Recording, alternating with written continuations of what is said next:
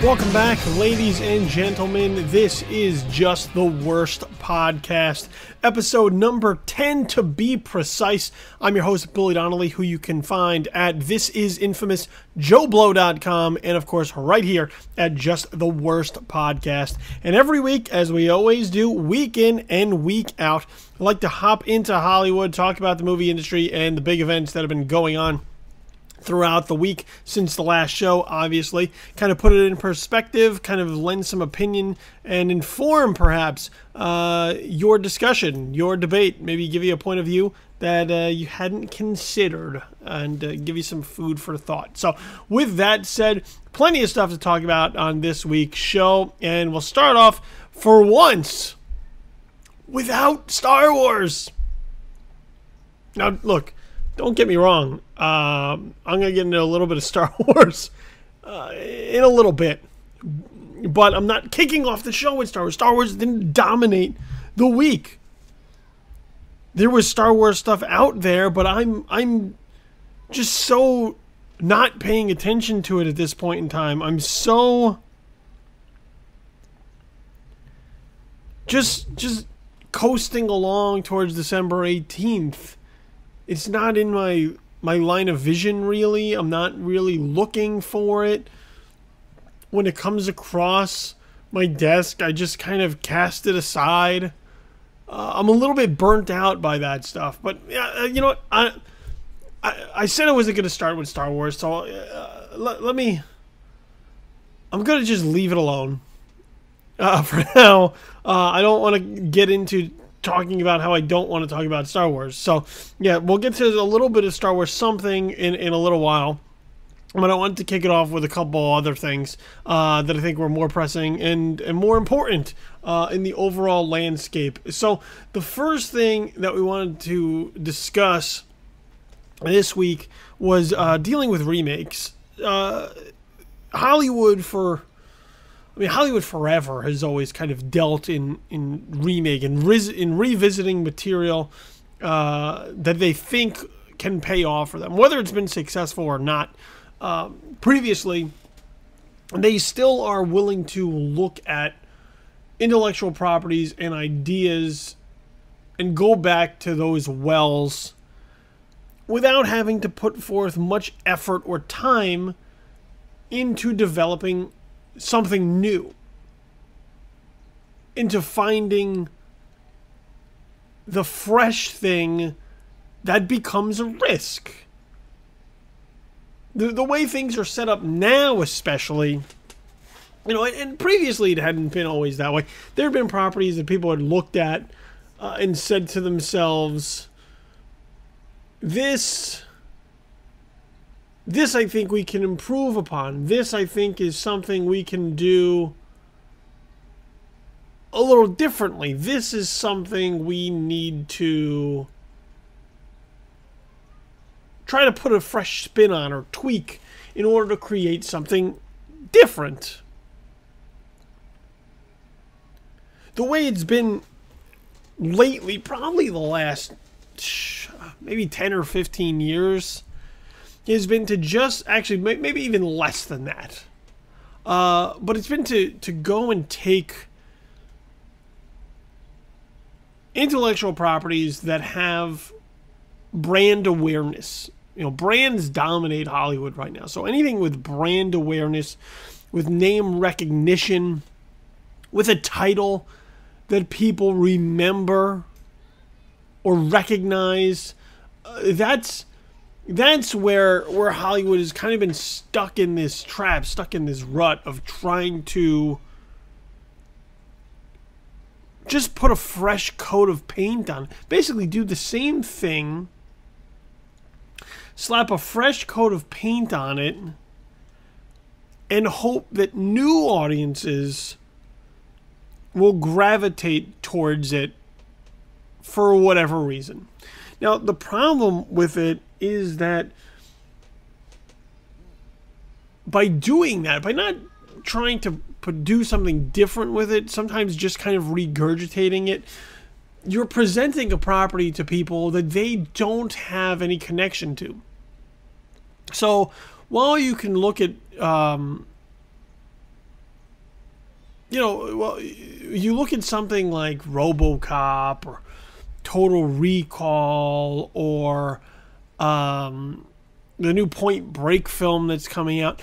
These films are being marketed towards younger generations who don't have any connection to those original properties. They're probably younger. They're not all that familiar with them. Maybe some of them are, but I think a good amount of them are not. Point Break means nothing to them. Point Break means something to me, to somebody in my age, my demographic, my generation, but to somebody younger, Point Break doesn't mean anything to them. So to just kind of make it flashy or newer or more sparkly, it doesn't really do anything for those audiences. They're not being like, oh, a new Point Break? Awesome. They're like, what's Point Break? And then when they watch it and it doesn't look very good, that's when these things kind of go in the toilet. Quality matters. You can't just slap a name on it, miss the point of why the original resonated or connected with people so well, or why they just even liked it or enjoyed it, and hope for the best. It doesn't work that way. Brand awareness is only a benefit when people are aware of your brand. If they don't know the brand, it's meaningless. So what Hollywood's been doing, and look, I'm not somebody who immediately, when a remake is created, gets out the pitchforks and the torches like, damn you remakes. Because there's been remakes over time that have worked. John Carpenter's The Thing is a remake. Martin Scorsese's The Departed is a remake. Scarface is a remake. There are tons of remakes that exist that people don't hate on simply because it's a remake. I think people are fatigued by it because that seems to be the only thing that we get lately. Not the only thing. That's hyperbole. But there's a lot of remakes put in there. So people just look at it now, I think, and they're just worn down by it. They're like, ugh, another remake. Can we get something different? Can we get something else? Can we get something legitimately new? And that, I think, becomes where the problem sets in. So we had news this week of plans for a remake. And once again, it's another one of those films that you would look at and say, why the hell are they remaking it? And the film in question is Memento. Now, Memento was the film that put Christopher Nolan on the map. He had another film prior to that. But Memento was the film that got people to truly take notice of Christopher Nolan as a storyteller and as a filmmaker. So before that, he did Following in 98, and in 2000 was Memento. And then what followed that was Insomnia, which was a solid box office hit, and then the career kind of takes off. Batman Begins, The Prestige, Dark Knight, Inception. You know the rundown of Christopher Nolan. But Memento was this very small picture that released by Summit at the time. Actually, it was New Market. Summit was part of it, but New Market released it. It's a very small picture premiered at Venice International Film Festival, and it was very different. This was a film that kind of dealt with two timelines. One that dealt in flashbacks and showed things chronologically, and then the other was kind of reverse engineered. So you started at the end and you worked your way back, and that's how the story unfolded by the story being told in reverse until kind of you got this point where everything met in the middle. And it stars Guy Pearce, Carrie Ann Moss is in it, Joe Pantoliano is in it, Joey Pants, and it's a really fantastic film. And the thing about it is that I don't know how you remake a film like this, because as kind of this neo-noir film with mystery in many ways, where you're trying to put the pieces together yourself along with our man Leonard Shelby, to remake that really takes away a lot of the sting of what the film is doing. Because if you just copy it, it doesn't work. Because if you've seen the original, this is nothing new. If you haven't seen the original, I mean, maybe it'll work for you, but once again, why try to copy something that's fantastic? And the weird part about it is that the company who owns it is AMBI Pictures, has already regarded the original as fantastic. And this was their quote in their release about moving forward with a Memento remake. Is this? Let's see where we go here. Oh, here we go. Here's the quote. Memento is a masterpiece that leaves audiences guessing not just throughout the film, but long after as well, which is a testament to its daring approach. We intend to stay true to Christopher Nolan's vision and deliver a memorable movie that is every bit as edgy, iconic, and award-worthy as the original. It's a big responsibility to deliver something that lives up to the mastery of the original, but we are extremely excited and motivated to bring this puzzle back to life and back into the minds of moviegoers. We have Blu-ray. We have DVD. The minds of moviegoers haven't forgotten about Memento. They remember it. And if they want to watch it, they have access to it. See, that's the thing about these remakes, is that they're remaking films that we have easy access to. Be it Blu-ray, be it DVD, be it streaming. We can go on iTunes and get it. We can go on Amazon and get it. We can go on Netflix and get it and watch it right there. So while they try to put this fresh coat of paint on it, we're looking at the original because it's right there. It's not hard to locate. It's not a distant memory. In many cases, the memory is still fairly fresh, and we can go and revive the memory by using the various methods that are available to us to be able to do that. I don't know why any company that views a film as a masterpiece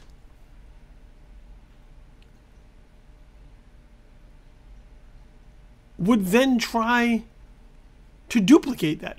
Even their comparison quickly takes a step back. You're talking about a masterpiece, and they're like, well, we can give you a memorable movie. But is it a masterpiece? Because if it's not, why bother? Why not try to make a masterpiece out of something then that's not a masterpiece? Out of something that's just okay.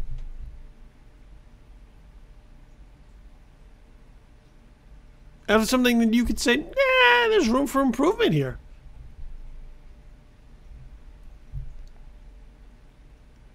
Because to look at it and say, you know, it's a big responsibility to deliver something that lives up to the mastery of the original. Yeah, it is. It is. And if you fail at it, that's a disaster.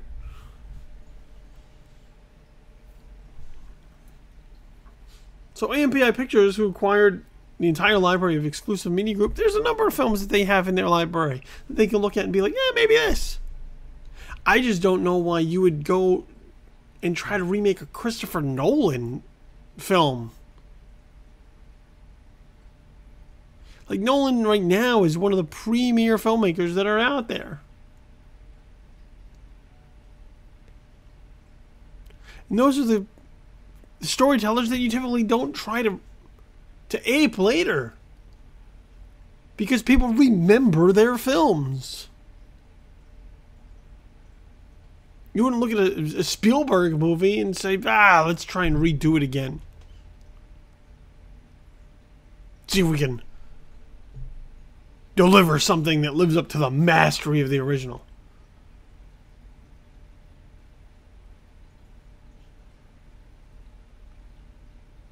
You wouldn't go into a Scorsese film and do that, or a Tarantino film.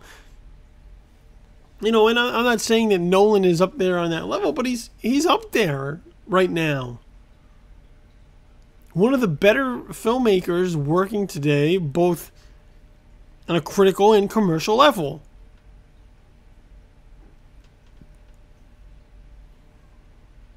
I don't know. I don't know why you do Memento. I just don't understand. But if they intend on doing it, and they're dead set on doing it,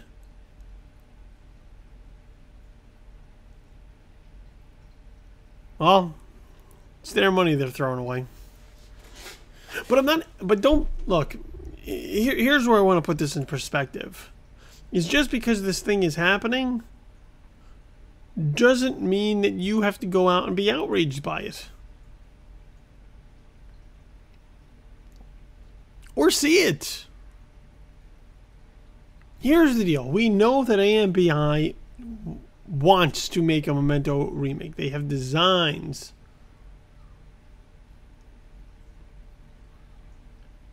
on making a Memento remake. And now that we know that it's out there, if it doesn't sound good at all to you, and it doesn't to me at all, then just look at it and say, this is stupid. This idea sucks. And move on with your life. Let's not dwell on the fact that the movie is being made. They want to make it, go ahead and let them try. You don't have to see it. You could say, I'm not seeing a Memento remake, and just not see it. Pay no attention to it. Pretend it's not even there. Because that is ultimately how you send a message to movie studios that you don't like these things. It isn't by continuing to bitch about it.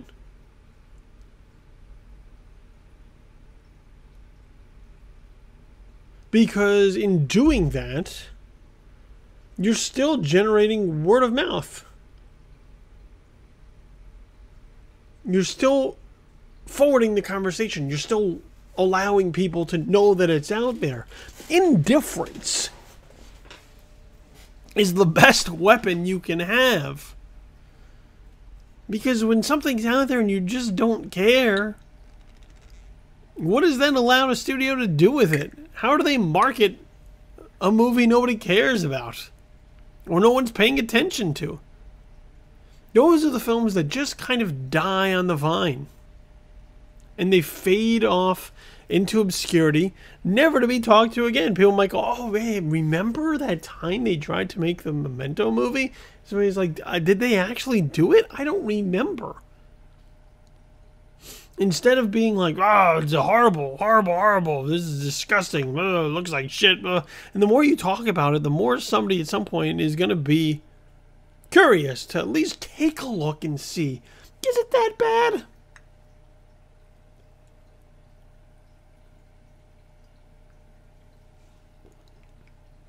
Is it really that awful? And the second you plunk down for it, that's it. The studio doesn't care if you hate it, as long as you paid for it. And if they make enough money to recoup their expenses, good for them. That's what they want. So the best approach to films like this that come through the pipeline and that you look at and say, I don't like it, not for me, just ignore it.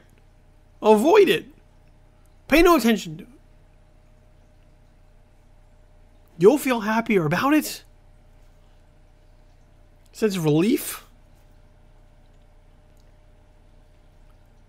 And the movie will do the thing that you want it to do anyway, which is fail because no one's paying attention to it. Indifference.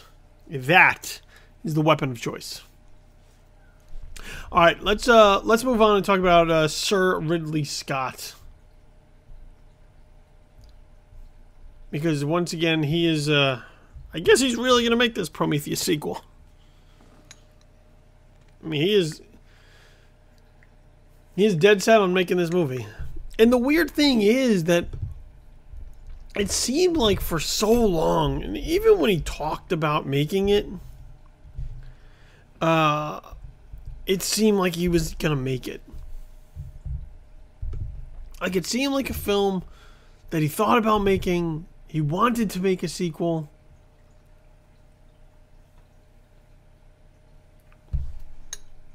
But because of the way that the first film was received and kind of the okay box office, it didn't seem like something that might actually happen. And I mean, this is 3 years ago, and usually when it comes to sequels, like, people jump right on it, especially if it's popular.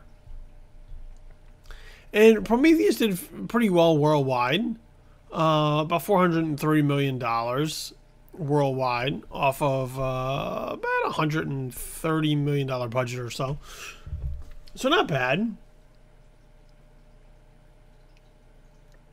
But it wasn't this huge, earth-shattering, mind-blowing hit that I think people thought it was going to be, or hoped it was going to be, knowing that Ridley Scott was in some way going back into the alien mythology.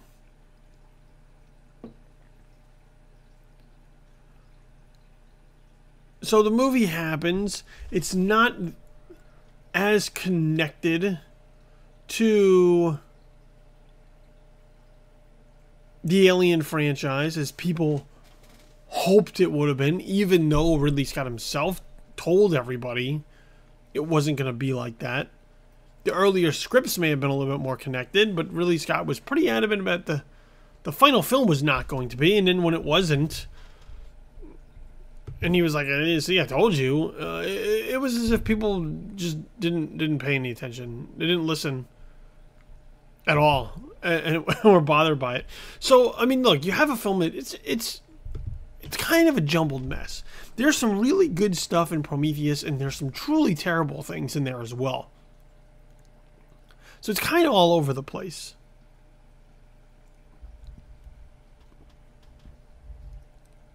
So to move forward with a sequel kind of seemed iffy because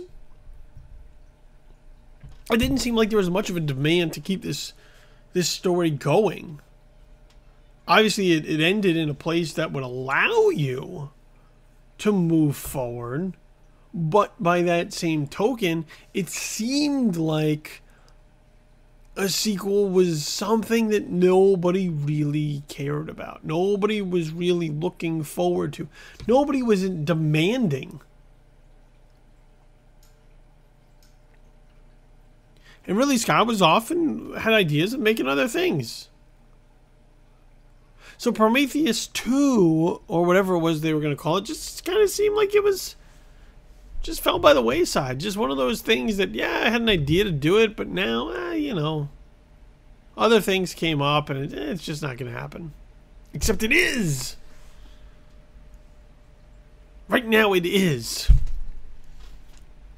It is so much to the point that even after Fox made a deal with Neil Blomkamp to do an Alien 5 or something,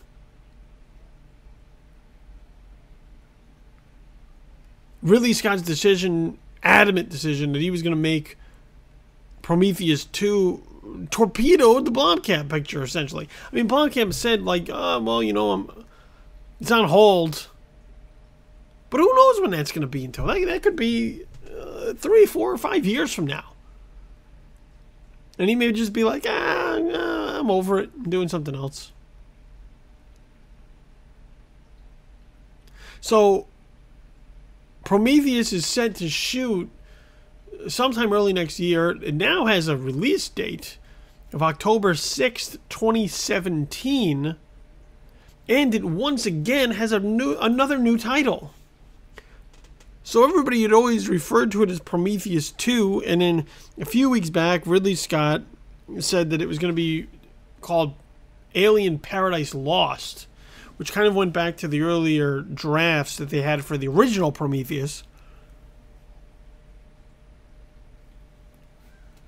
So everybody started calling it that, and then now there was an official announcement that Ridley gave clue to just maybe like 72 hours before, that they were changing the title again. So now it is called Alien Covenant, and we actually have an idea, somewhat, of what this story is going to be, because a synopsis has now been released.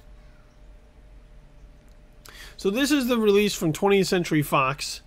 I'll give it to you verbatim so that you can know exactly what we're looking at here with Alien Covenant. So it says, Ridley Scott returns to the universe he created in Alien with Alien Covenant, the second chapter in a prequel trilogy that began with Prometheus, and connects directly to Scott's 1979 seminal work of science fiction. Bound for a remote planet on the far side of the galaxy, the crew of the colony ship Covenant discovers what they think is an uncharted paradise, but is actually a dark, dangerous world, whose sole inhabitant is the synthetic David, Michael Fassbender, survivor of the doomed Prometheus expedition. Now, there's some questions about what that then means for where we left Prometheus. Because if you remember, at the end of Prometheus, Elizabeth Shaw and David, this is a spoiler alert for anybody who hasn't seen it, get into an engineer spacecraft and set off into space, trying to find the engineer's homeworld, to try and figure out, once again, who they are, where they come from, and why they have it in for mankind.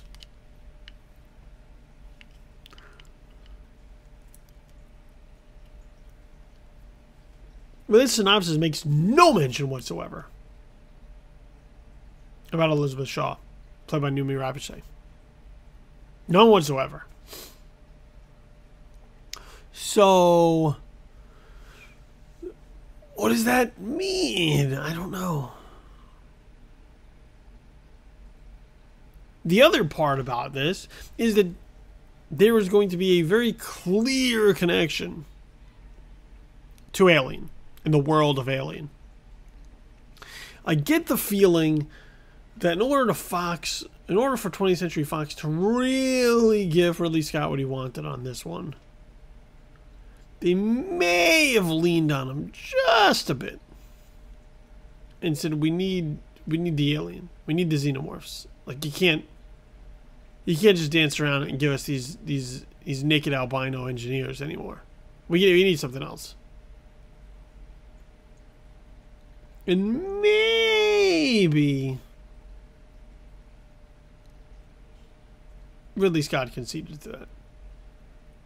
He had said it he'd said in recent weeks leading up to this, eventually we'll get to the xenomorphs, eventually we'll get to the aliens, eventually there will be a more clear connection. I just think now, in order to kind of sideline the Blomkamp picture, in order to really push forward on Prometheus 2 happening, I think he had to kind of give in on it and say, okay, we'll do it now. Which is why you don't have a film called Prometheus 2. You have a film called Alien. Alien is right there at the front of this film. Once again, going back to brand awareness. Working with something that people know. They know Alien. So whether it was Alien Covenant or Alien Paradise Lost, it's still called Alien. And that's a name that still means something.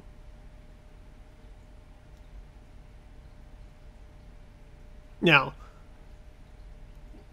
I don't know how it's gonna turn out. We'll have to wait another 2 years to find that out. Am I interested to see? I'm curious.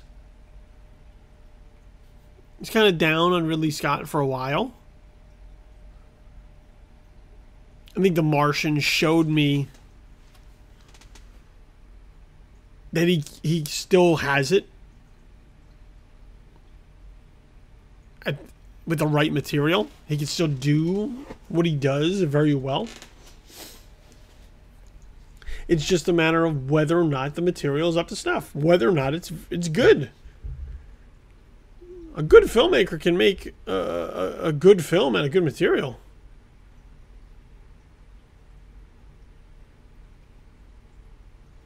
It's more difficult to make a good film out of terrible material, and I think that was the problem with Prometheus, is that there was so much stuff he wanted to throw in, so many ideas and themes he wanted to explore, that it just became a mess.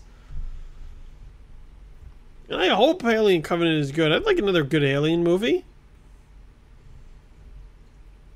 The last two of them weren't very good. Alien 3, I mean, Alien 3 is okay. Alien Resurrection is horrible. So I would love for them to kind of get this thing back on track. And, for a while, I was much more excited about that Blomkamp movie than the possibility of a Prometheus 2. And then I saw Chappie, and I kind of was right in the middle of kind of not caring about either of them a little bit.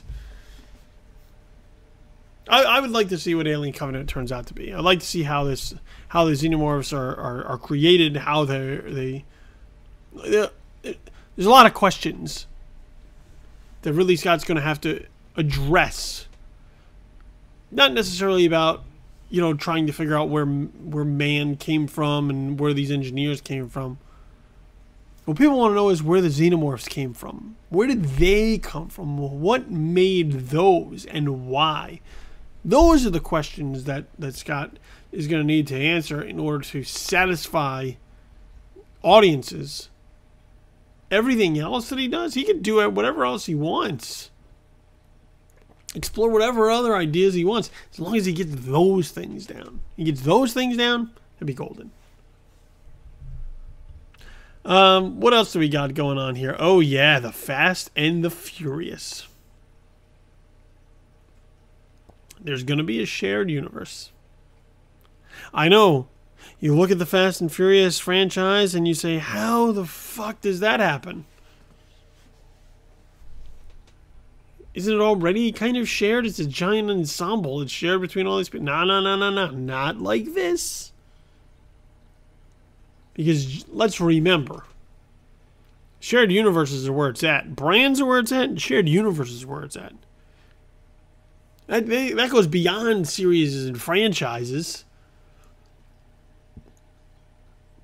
Because this is when franchises come together and form a web. Meaning you got to pay attention to every last strand of it in order to get the full picture. That's why everybody wants to create a shared universe. Marvel showed that it can work. When you do it right, of course, it can work. When you do it awfully,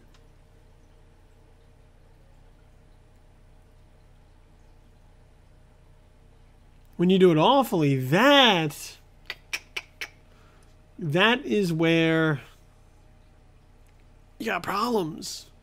Because now you've invested all of this time and money and effort into trying to create something bigger that nobody cares about. Ask Sony about trying to create universes, a shared universe for the Amazing Spider-Man. And what they were going to do with Sinister Six and whatnot, and trying to branch out with Spider-Man. That didn't work out very well. But Marvel has a shared universe, which now, of course, includes Spider-Man. Because Sony took advantage of that in order to retool. Warner Brothers has a shared universe for their DC Comics characters, or DC Entertainment, whatever the hell they call themselves now.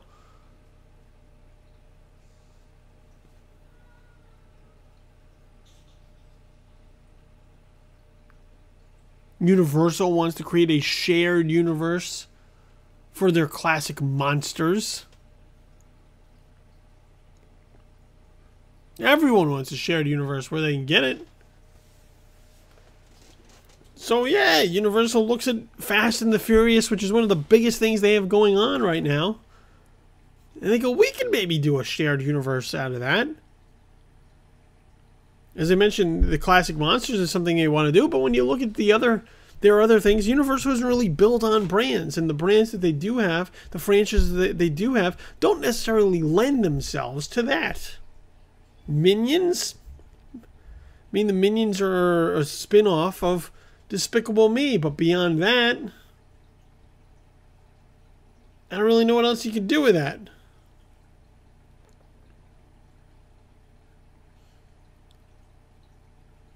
They're working on a shared universe with Legendary around King Kong and Godzilla.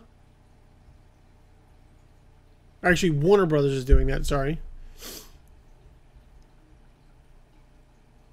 Jurassic World is a franchise for them, Jurassic Park, but you can't really spin off into that. You can just make more Jurassic Park movies. So the Fast and the Furious is one of the things that they have going for them. And, you know, it's, as I've said before on the show, it's very strange to look at this and believe that they would still be going all these years later. You know, we're heading into Fast and Furious 8, and they have plans for a trilogy to get them all the way to 10. No one would have looked at this in the beginning with a Point Break movie with street racing and said, I think they can get 9 more sequels out of this thing. No one. Not even Universal.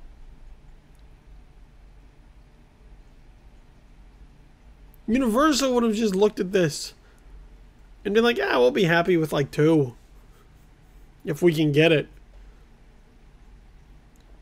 And the funny part is that the Fast and Furious, like, there's a reason nobody wants to get off the Fast and Furious gravy train, is because it's really just hitting full steam.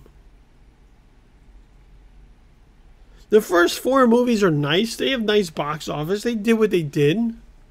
But they weren't worldwide, global hits like these giant phenomenon movies. Now they are. Fast 5, when they moved away from street racing and went much more ensemble, much more heist, really, really embraced this kind of tight-knit family dynamic, that's when they took it to another level. And Fast 5, Fast and Furious 6, or Fast 6, I don't even remember what the hell they're called now. Well, 5, 6, and 7, Furious 7, they're just hitting their stride right now. They're just starting to really grow their audience. Prior to that, lots of people looked at this and they didn't really care.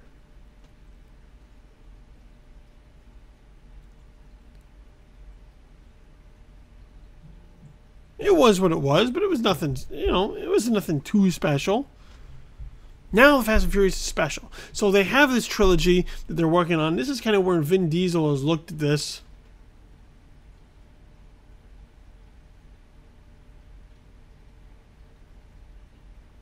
And said, I'm probably going to be out at 10. Like 10 is probably, that's probably it for me. So where do you go then? Do you just look at this and say, well, 3 more is Universal, and Vin Diesel as a producer just look at this and say, well, after 10 we'll just hang it up? No! They like money. I like money too. They really like money because they're making it. And a lot of it. So the idea now is to have spin-offs and prequels. The prequel idea I'm not crazy about. I don't really give a shit where Dom came from. Or what Dom's childhood was like. Or how The Rock's Hobbs became who he is. You know, a law enforcement badass. I don't really care about the lead up.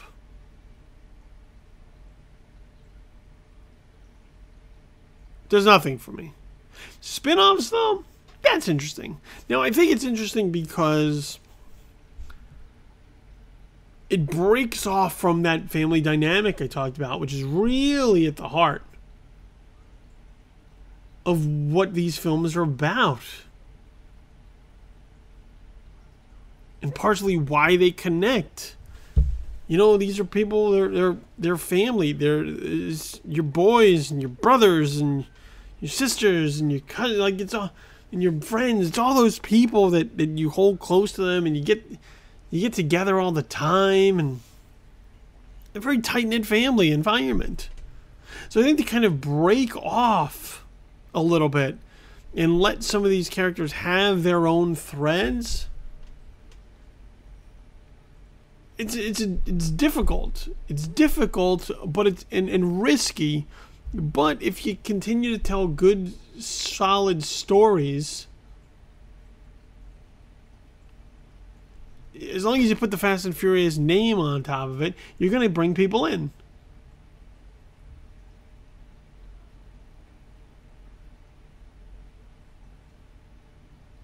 And, you know, like Hobbs is a perfect example. That's a character that is primed and ready to do something else. He doesn't have to be locked into this because he's law enforcement. He goes about and he does other shit. So send him out. Have him fight other bad guys and terrorists and all kinds of unsavory individuals. It's custom made for this. You got an easy segue. Now, granted, you got to figure out some time to make these movies in between like the 49,000 pictures that The Rock already is committed to. But it can be done. And as someone who's grown a fan of the Fast and Furious franchise, yeah, the first one I think is fun. 2 and 3 are pretty dumb. Tokyo Drift is okay. And then like when 5 gets on there, 5, 6, and 7 really start to hit. I think 5 is the best of them. But I'm just starting to come to love this thing. I don't want to get... I'm not even at the point where I want to give it up yet. So if you want to keep spinning it off as a way to keep it alive, go for it. Why not? Go nuts. Go crazy. I'm all about it. Alright, another piece of news that came down was we got some further news about the 50 Shades trilogy, which I'm sure you're just dying to know about. But James Foley is going to be now directing it, doing both sequels back to back. So 50 Shades Darker and 50 Shades Freed will be shot back to back in order to make their 2017 and 2018 February release dates.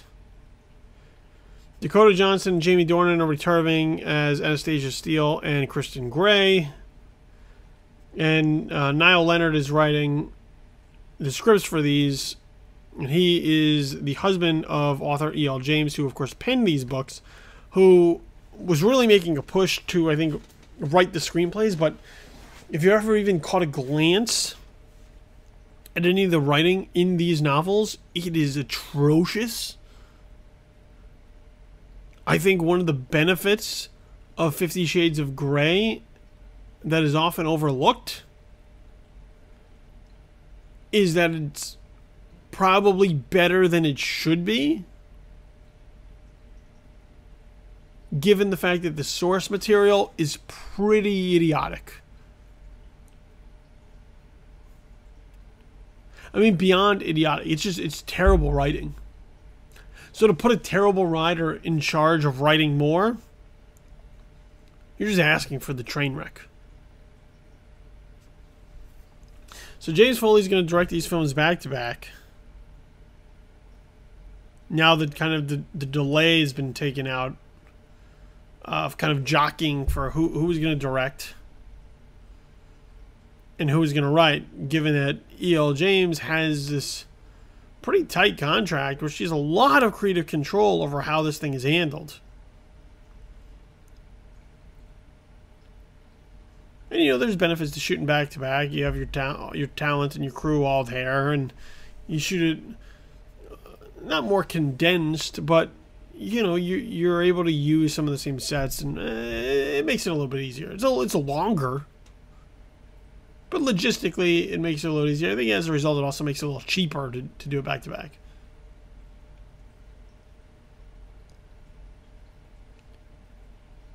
Now, the interesting thing to me about these films, like the first film was, you know, it's not awful, it's not good, but like it is what it is. When I watched the first film, I was kind of blown away and shocked that this was the thing that people went crazy for. I couldn't believe watching 50 Shades of Grey.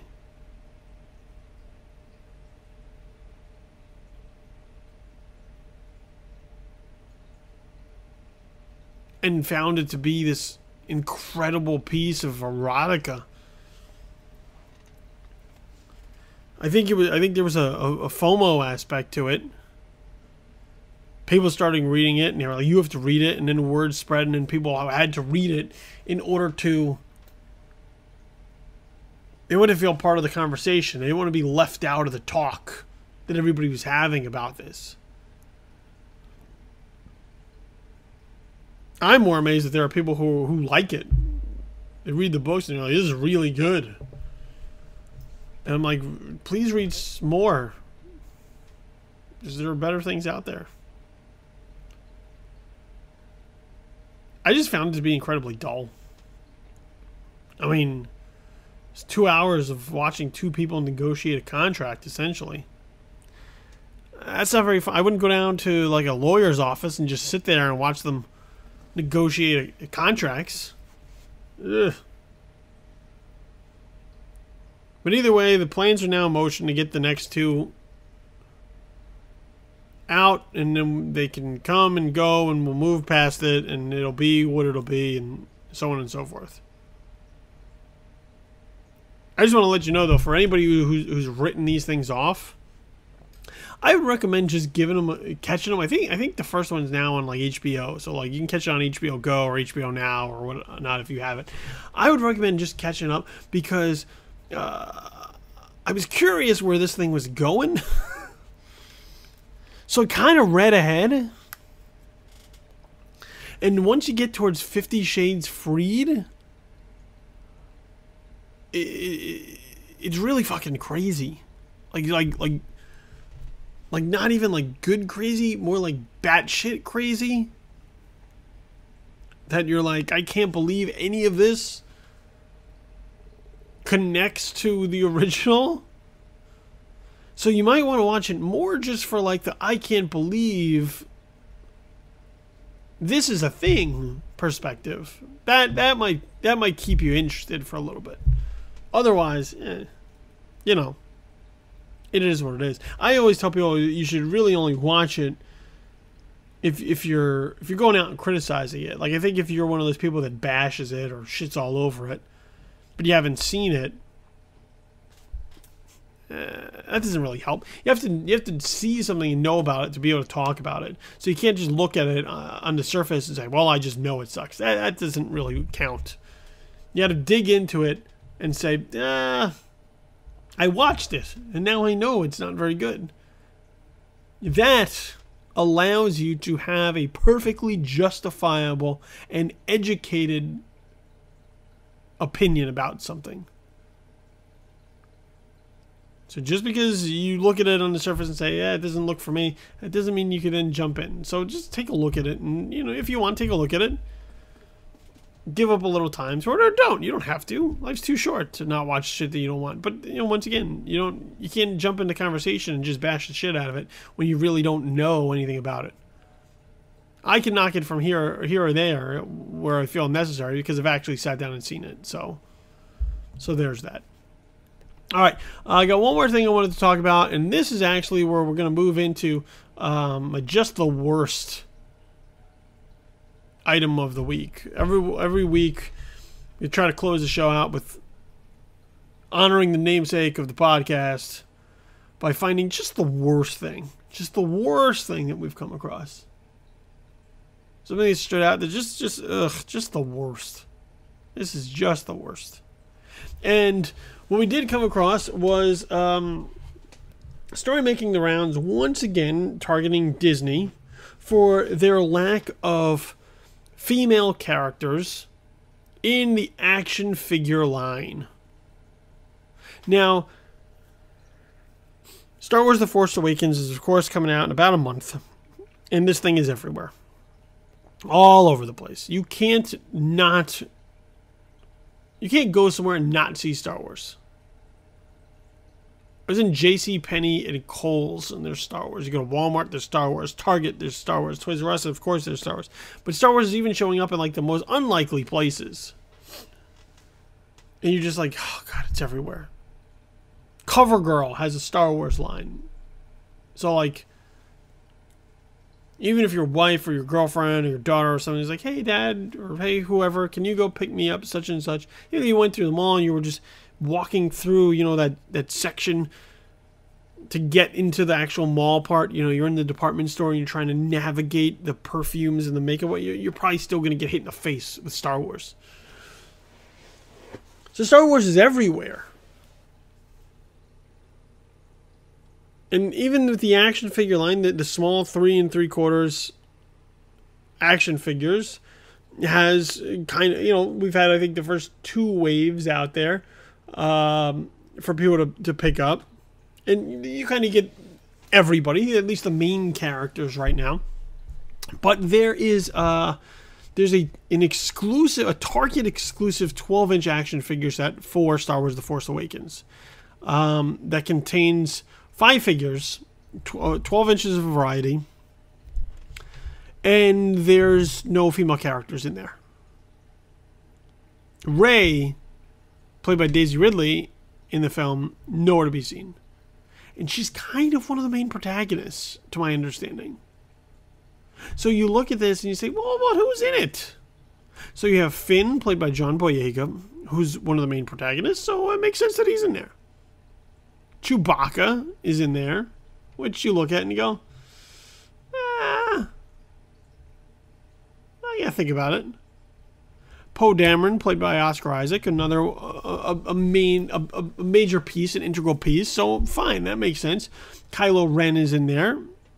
It looks to be the new antagonist, the main villain in there, perfectly fine. First Order Stormtrooper and a TIE Fighter pilot. Now, see, when you look at those three, you look at Chewbacca, First Order Stormtrooper, and a TIE Fighter pilot, you say, do they really trump the main female protagonist in the film? Even when you look at the First Order Stormtrooper, Captain Phasma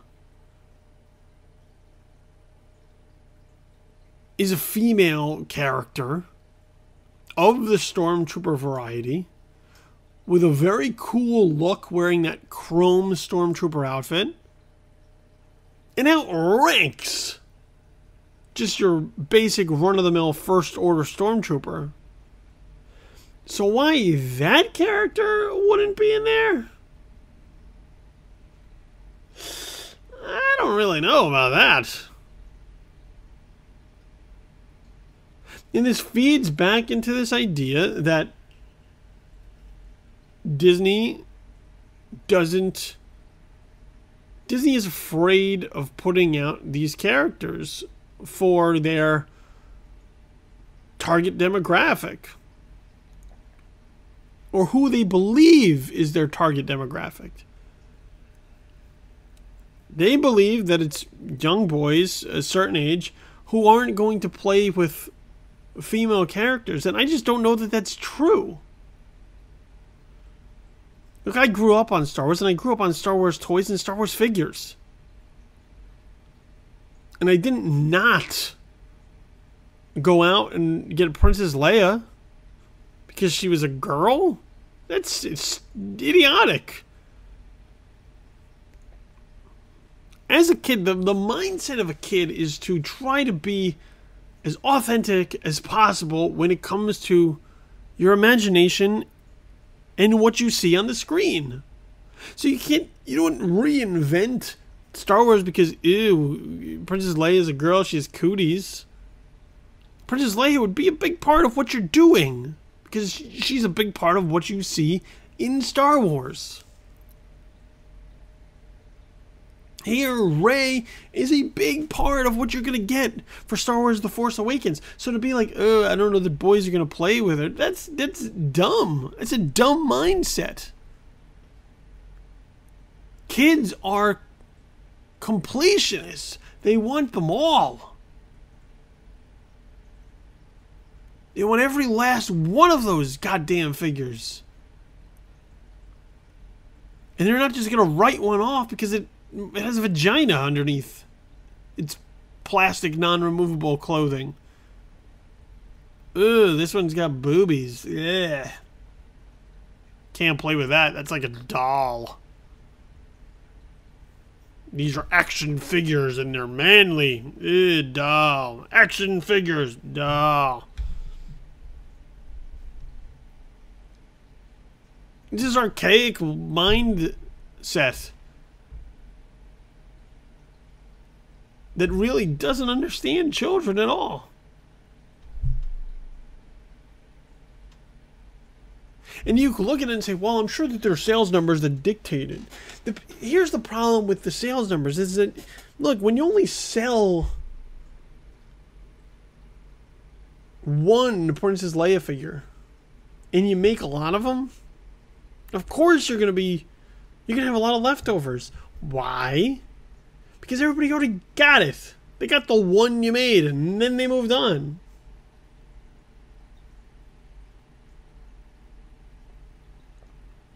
You give them a variety of things, they'll buy them all. There's already like 4 varieties of Kylo Ren out there, and I'm sure plenty of people were like, I got them all. I got the one with the cape, the one without the cape. Because that's how kids work. They want every last one of them. And I don't understand why Disney continues to try to avoid the idea that they have female fans for what they believe are male-dominated franchises. There are lots of female Star Wars fans out there. You look at something like Her Universe, which is the clothing line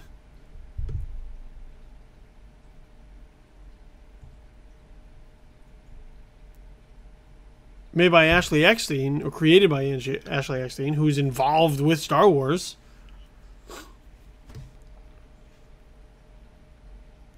And that's a positive way for female audiences to connect with their fandom. Because it becomes not just about the guys watching, it becomes about everybody watching. And Star Wars is an inclusive community. So to say that a TIE fighter pilot is more important in your set than the primary female protagonist, come on, guys. This is the same shit you pulled with the Avengers and not having Black Widow figures. Put them out there. People are going to buy them. I promise you. And if you're as serious as trying to lure audiences of all ages, of all genders, of all backgrounds, as I think you are with The Force Awakens, and you kind of need it, if you want Star Wars to blow up and become this huger, this bigger thing, more huge, this thing that's bigger, given that it's been away for a while, and the last taste we had of it was the prequels, that a Rey figure would be nice. Don't give people a reason to look at Star Wars and say, nope, it's not for me. Give them a reason to say, yes, this is for everybody. Because that is what Star Wars has always been about. And that is why this piece of information right now is just the worst. But I hope that Disney will take the steps needed to correct this. Because pretending your main female character doesn't exist, just not smart, man. Just not smart. Alright, that's the show for this week. So thank you very much for joining us. Or joining me, rather. Make sure you follow us on Twitter at JTW Podcast. On Facebook, facebook.com/justtheworstpodcast. You can find me on Twitter at InfamousKid, and on Facebook, facebook.com/BillyTheKid. Podcasts are all available on SoundCloud.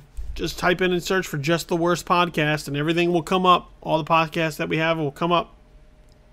And the URL, the website, still in the works. It's coming along, I promise you. Once that gets up, we'll have everything lined up for you to take advantage of. So the iTunes feed, the Stitcher feed, the RSS feed, all that will be lined up for you to set up your subscriptions, and you'll be golden. But in the meantime, SoundCloud, that's the way to do it. So I appreciate you stopping by and listening to the show. However it is that you got it, downloading or streaming it. Very cool for you to be a part of this. And I'll be back next week, as usual, to talk about the latest things as we head into Thanksgiving. So perhaps a short week, but we'll get into some stuff. There's always some stuff.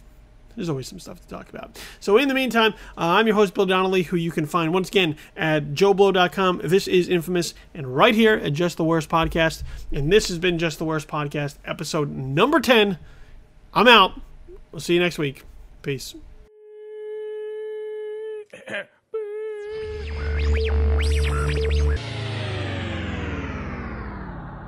Just the Worst Podcast, episode number 10, has been a presentation of Just the Worst Podcast.